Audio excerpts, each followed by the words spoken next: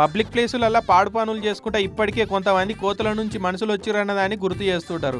గట్లనే గుళ్ళు బళ్ళు ఆఫీసులన్న తేడా లేకుండా జాగా మంచిగా కనిపిస్తే అయిపోయా మాపడి పొద్దుకు మందు సిట్టింగ్ లేసి అంగడి చేస్తుంటారు. తాగినాక ఆ సీసాలను ఎంట తెచ్చుకున్న స్టఫ్ కవర్లను ఆనే వాడేస్తుంటారు. ఎట్లా పడితే అట్లా సీసాల వల్ల కొట్టి అంగడి చేస్తుంటారు. అంతటి చేసినట్టే తూర్పుగోదావరి జిల్లా కోరుకొండ మండలం బురుగుపూడి కాడ కొంతమంది గుడి పక్క పొంటే ఉన్న రైతు భరోసా కేంద్రంలో రోజు అర్ధరాత్రి దాకా తాక్కుంటా అంగడి చేస్తున్నారట. ఇక అట్లకెళ్ళి ఎవరైనా పోదామంటే భయపడతాడు చేస్తున్నారట. నిత్యం తాక్కుంటా పేకాడుకుంటా అంగడి చేస్తున్నారని పోలీసు వాళ్ళకి ఫోన్ చేసి ఫిర్యాదు ఇచ్చిరట ఊరోళ్ళే వాళ్ళు. ఇక ఎంబడే పోలీసు వాళ్ళు పోయి 4గురిని అరెస్ట్ చేసి లోపడేసిరు.